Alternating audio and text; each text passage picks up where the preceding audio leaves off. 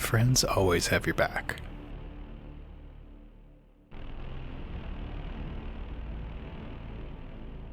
What would Dice and Kaz do when there's an unscheduled knock on the door?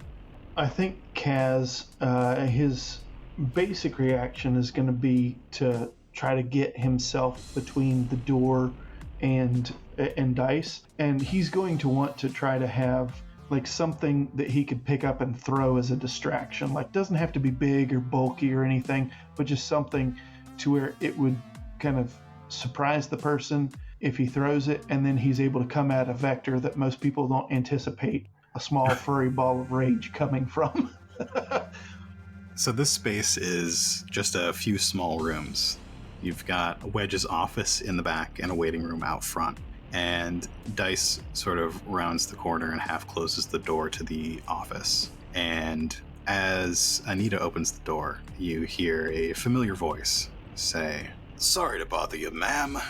We are just canvassing the area. Have you seen a clone recently that may be confused, maybe lost? Anything like that?" And Anita says, "No, I haven't seen anybody like that. I only just got to work a few hours ago. Should I be worried?" "Oh, no, there's nothing to worry about, miss. It's just standard procedure. We have a clone that disappeared last night. Nothing to worry about." You see him at that point sort of peek into the room. "Do you mind if I come in and take a look around?" And Anita looks back towards the two of you. What does she see? She sees me doing a as much of a like delay him, please, for goodness sake, delay him, kind of like hands waving gently but like calm the situation, kind of, you know, not jazz hands but calmer than like doing jazz hands kind of thing. Yeah. And you see that she sort of gestures with her hand that's behind the door, somewhere off to the right. Okay. And Kaz points Dice to go off in that direction, and Kaz is going to stay in the room because he knows that there needs to be someone in there that the clones come in and talk to. Sure. Dice moves off to the right. There's a little hallway that turns off and to the right again. And you hear Anita say, "My boss is a very private person, and if you don't have a search warrant, I'm afraid he does know the law. He is an investigator." "It's just a matter of procedure, ma'am. If we could talk to him, that would I be..." will come out there and talk to you. Hold on 1 second. My leg is bum. Hold on. And Kaz just kind of comes out slowly, and he's like, "I have never been mistaken for clone before, but I have had good time with clone a few weeks ago. We were playing in back alley. We were playing for a pack of death sticks. I did not know you were allowed to smoke on duty." Well, technically, you're not. But when you're off duty, it's fine. Sir, Okay. have you seen a clone around in the last maybe 12 hours? We seem to be missing somebody, and they seem to be a little bit confused." There was a clone at this bar that I frequent. I met him yesterday, and he tried to break up a fight between a Deveronian and one of my colleagues. And I think the Deveronian was the one who tried to limp off, and he had beaten somebody. I do not remember everything, but his name was Shandar. You might need to go find this Deveronian Shandar. He was the last one, I think, that saw the clone that was at the bar with me. But that is only clone I have seen in the last 24 hours. This clone takes out a datapad and begins to take notes. And I think that you should roll a check. Yeah. And I think that it should be deception, but also you can have 2 boosts because that was very, very close to the truth.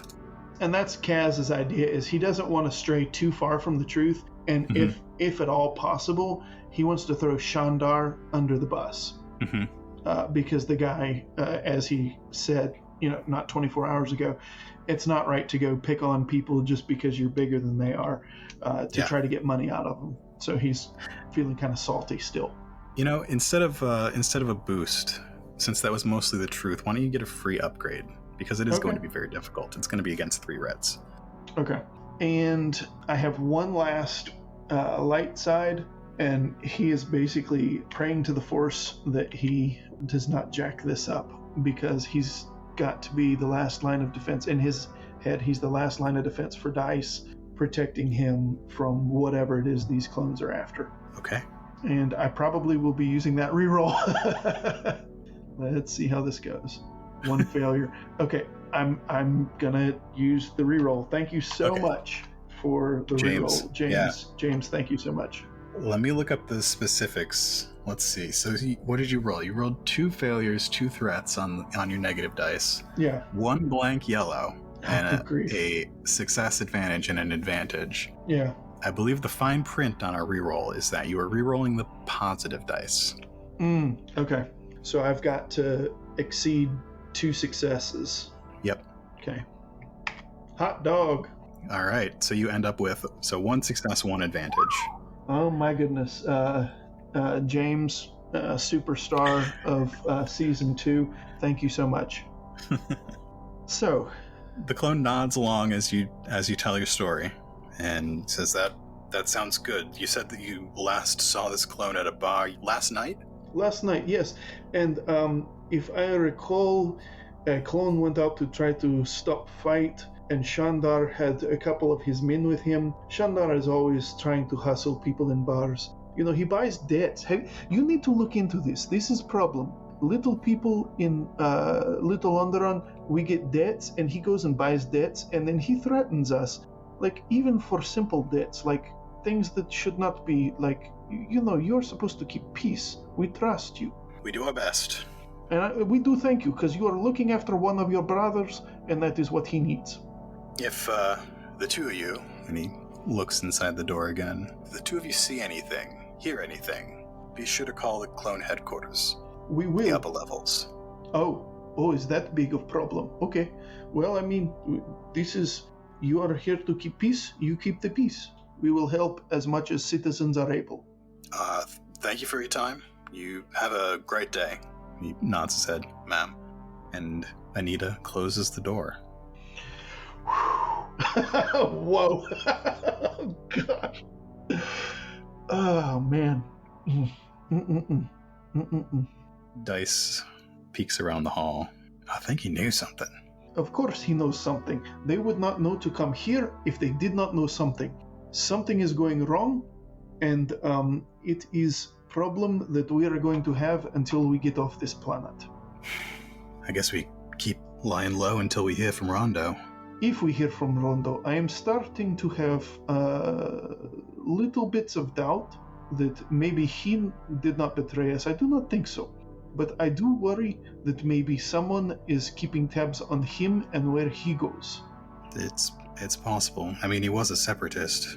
And that is problem. Try to hide that as much as you want. That if it comes out, you know, it is too easy. Sure, they've got a watch list. It is too easy to track people on this planet. There are droids, there are security, there are camera everywhere. They are always watching us. It reminds me of a book that I once read, 4891. It was a very good book about everyone watching everybody else, and you have to listen to your sister or something. I haven't read that one. It is pretty good. It is very. I think the Jedi would burn it if they could, but you know, it's a good book. The rest of the day goes by before you hear from Rondo. Is there anything that the two of you got up to during the day, hanging out with this Keldor Anita? I think at some point you meet the owner of this small establishment, which you now know is, at some point, the name of the place was said. It's Underground Investigations. So yeah, it's at some point you meet the Ortolan in charge, who Rondo is vouched for. Yeah. Does anything else happen during the day? I think generally the big thing for Kaz is just checking in on his, I don't know, like his vitals, you know, dressing the wound, trying to keep his spirits high. He always has another story that's more bizarre than the previous one, and he just tries to maintain the station, as it were, the prophylaxis of the usual. And you can tell that the idea of going AWOL is not sitting well with with Dice, but I think you have convinced him that it is the only option at this point, especially after that clone came by looking for him. Yeah. And I think at one point you even peek out the window and you happen to notice another patrol of clones just walking around, Yeah. checking the area. I do think that at some point Kaz would call someone that he knew that kind of lived in his area and just say, I'm going to be away from home for a little while. Could you just take a look and keep a look on anybody that comes around, kind of thing? Just kind of neighborhood watch kind of mentality. Yeah. That night, Rondo comes back. All right, so I got my ship out of storage. It's small. It's a one passenger thing, but happened to have a friend in town. Somebody from the old days, somebody from back in the war. And he's got a ship. Okay. The only problem with that is that they're sort of also maybe on some lists, you know? So it's going to be dangerous, but they are getting off the planet tonight. Okay. Do we know anything about their destination? Dantooine. Oh, it's a beautiful place. Okay. That's what I hear. It's very good. I once almost went there, but I lost a bet, and so I could not go there because I lost my money. You seem to do that a lot. It's a skill I have. I have done this since childhood. It is a simple way of making friends, because it is better to make friends by giving them money than making enemies by taking theirs. Yeah, that's true. So, well, I led with the good news. The bad news, some nerf herder called the clones on me because of the blood in my back seat today. So we need to find another way to get to the docks. Can we order one of those Runter rides? You know, the one where you pay, you do not ask question, they do not ask question, you just tell them over your comm where you are trying to go, and they show up, you give them some credits, and then you go. Because I have a few credits. Not much, but maybe we can get a Runter. Do you have Underworld or Streetwise? One second. I have Streetwise, and I have 4 that I could roll for Underworld. So either way. Well, your choice, and we're gonna do hard. We'll do a hard check. Okay. I think because Kazimir's been here for maybe a month. He hasn't been here that long, right? Not massively long, no. Yeah, just a long enough to sort of set up his mini practice. Any boosts? Yeah, I'm gonna argue for a boost in that. Because he has gotten in with some shady crowds here and there, he has learned generalities of how these backdoor deals kind of go. And so I think I'm going to use Underworld, and he's going to use his general understanding of how to negotiate these kind of situations. Okay. He doesn't have any true connections, but he feels like he has, even in the short amount of time he's been there, built up enough of a presence through his gambling addictions, through his back alley brawls that he has taken part in, to where they know he's not a snitch. He's not someone that's gonna, throw someone under the bus, under the speeder, as it were. Yeah. Okay. And so that's 4 greens, 3 purples, and a blue. Failure with 3 advantages. Ouch. Okay. So 3 advantages is not bad, though. No. So what route do you take to try and find one of these sort of underground taxis?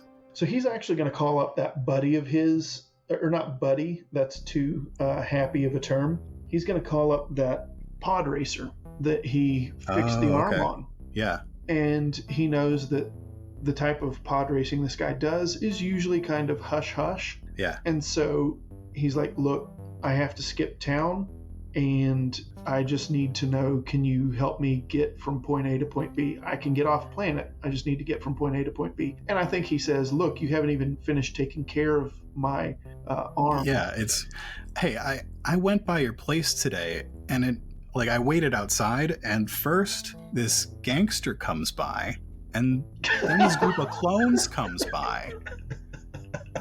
What's going on here? So the problem is this.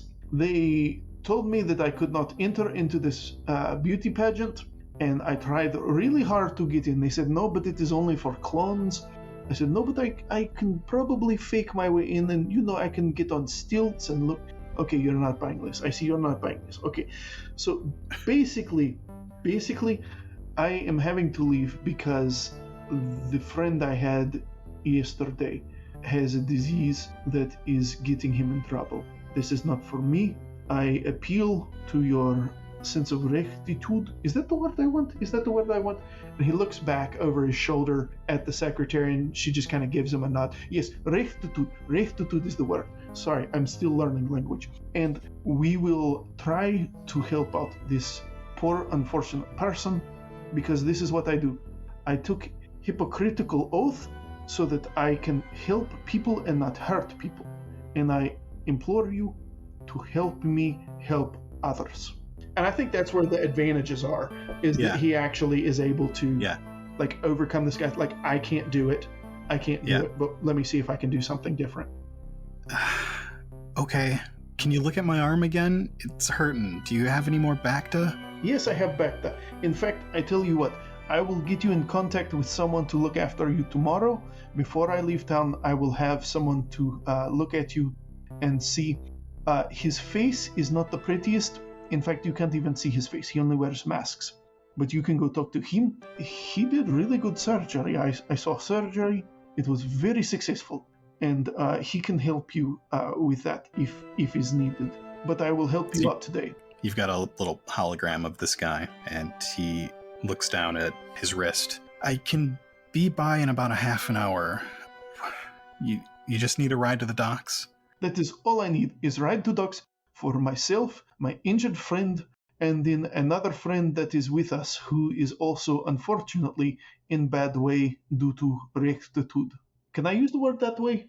Yes, hon. I think that's pretty much it. And he goes and prepares the double dose of Bacta again. Mm-hmm. And the three of you gather yourselves up. This Pantoran is by in about a half an hour.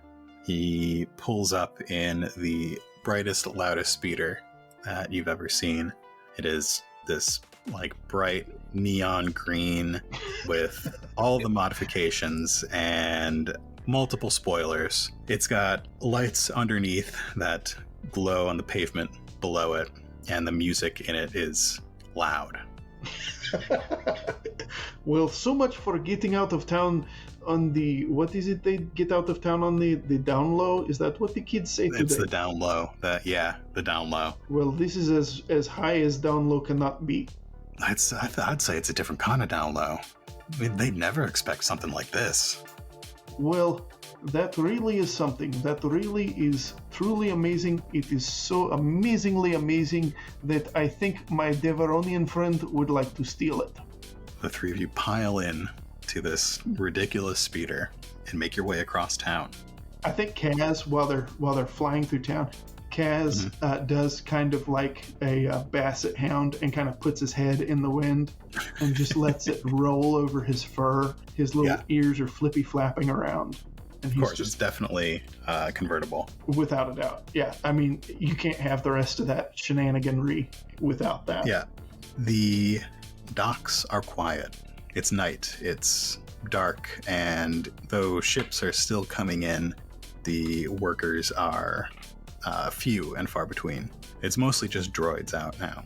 The Pantoran drops you off, and you give him a short examination. Let him know that everything's great, and give him the replacement Bacta patch. Mm-hmm. And Rondo inclines his head towards a ship on the opposite side of the docks. It's a big Wayfarer, and he says, "Yeah, that's the one. They should be expecting us." They should be expecting everyone. That is a Wayfarer. That is, wow. Okay, you've got friends. Wow. He does a bit of trucking. Like trucking to where? The unknown regions? Oh, here and there. It's okay. He's kind of a smuggler, at least now. Well, that is pretty obvious. He has a Wayfarer. Shall we? Yes, we shall. And I think Kaz kind of companionably tries to help. Obviously he can't be a shoulder to lean on, but he just kind of gently, not exactly leads him by the hand, but kind of walks alongside reassuringly because he still has the compulsion to watch over every last thing over Dice. Because yeah, Dice is like, I'm doing fine. You don't have to worry. I'm good. I can walk. I know you can walk. You're a pretty boy now. I do not worry about that. It is about your head. And if you take even a small injury to that head right now, it could be all over. And you could have internal hemorrhaging, all kinds of things. So I have to do my doctor's duty to watch over you. All right. I mean, do what you have to. I'm fine, though. Okay, if you say so. The three of you make your way across the docks towards this massive ship. It is basically the Star Wars equivalent of a truck, like a semi-truck. It's got this large cockpit living area with a big storage container attached to the side of it. And as you get there, you see that the ramp to the storage container is just closing up, and there's a Celestin outside it with the controls. And you get the glimpse of Rondo's ship inside. And the Celestin sees Rondo and approaches him and gives him a big hug. Hey, Rondo, it's been a while. Hey, Chuck. Yeah, it has been a while. You about ready to go? Yeah, we're good. We're all packed up. We got clearance. We're good to go. Head on inside and get comfortable, I guess. So this is, you told me, Dice. Hi there. And Kazimir? Am I saying that right? Yes, but you can also just call me Kaz or Kazi. I have a quick question for you. Yes, I have a question for you. You are sniffling. Do you ever have sinus infection problems? Sometimes. Yes, I have always wondered with Celestins if you are more prone to this. It is something that has always interested me. If you ever want to have good sinus surgery, you contact me. I would love to do study. Oh, okay. He looks from Kaz to Rondo. Okay. Yep. Just head on in, and we'll be off in a couple minutes.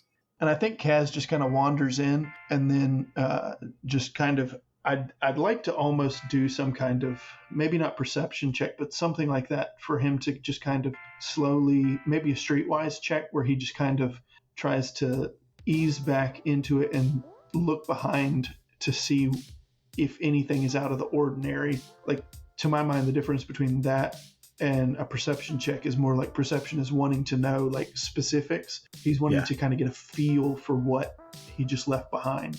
Just to kind of... Like the docks or this ship that he's going into? More the docks. He's more worried about what's behind him than what's ahead of him.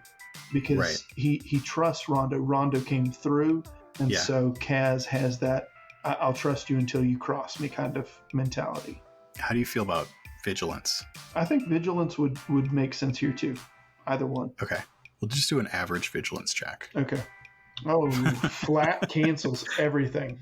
Wow. Okay.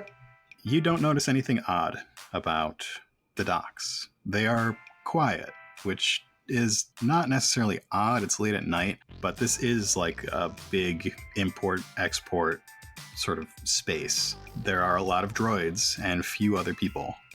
The ship itself looks fine. It looks safe. This guy you met, Chuck, seems friendly. Rondo seems to have good rapport with him. And as you get on the ship, you can hear a woman's voice and the babbling of a baby or a toddler. Okay, well, that kind of settles it. And he kind of looks around and, like, really quickly spits at Coruscant. That is for what you did to the Varad. And I think that's kind of his way of, like, reconciling the death of his friends and the enmity he feels to just, like, the scum and villainy of Coruscant. Yeah. Rondo and Dice find their way onto the ship. Rondo and Chuck, each with an arm around each other like old friends who haven't seen each other in a long time. You meet Chuck's wife, Cora, and their son, Borkus. And Rondo and Chuck get the Wayfarer ready to launch.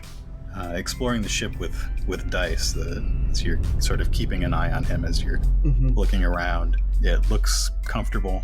The quarters look well lived in. It looks like it may even... It's probably not a first-hand ship.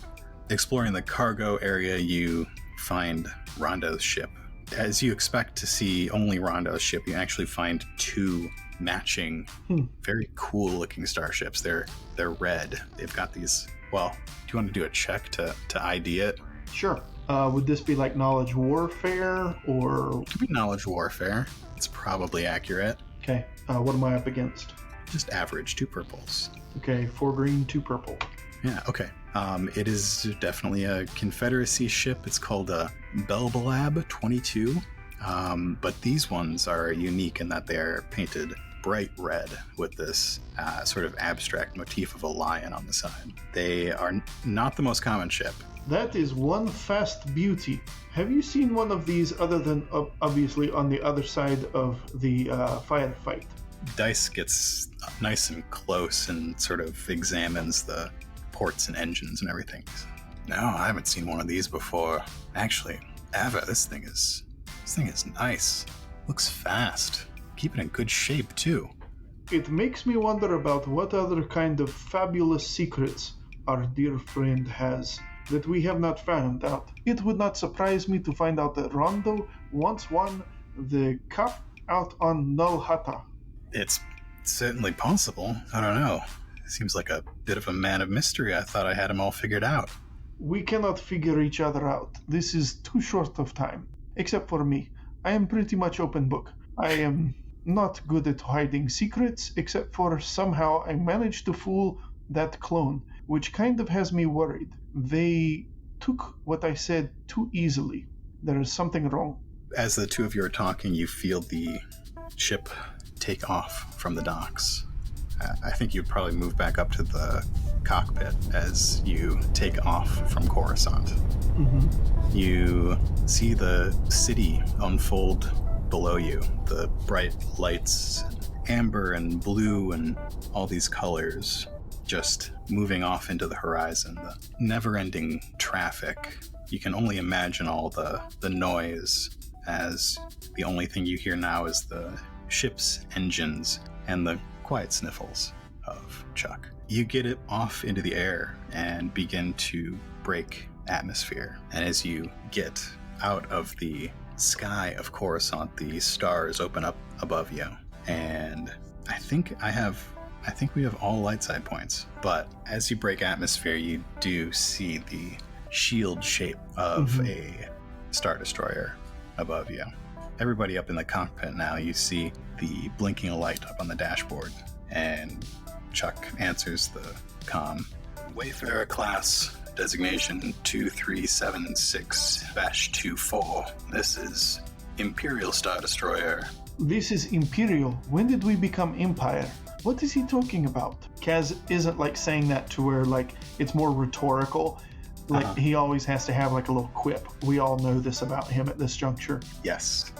And so he's just kind of mumbling to himself. Yeah. So our camera cuts to Kaz as he says that, and we hear as it cuts back to the main group.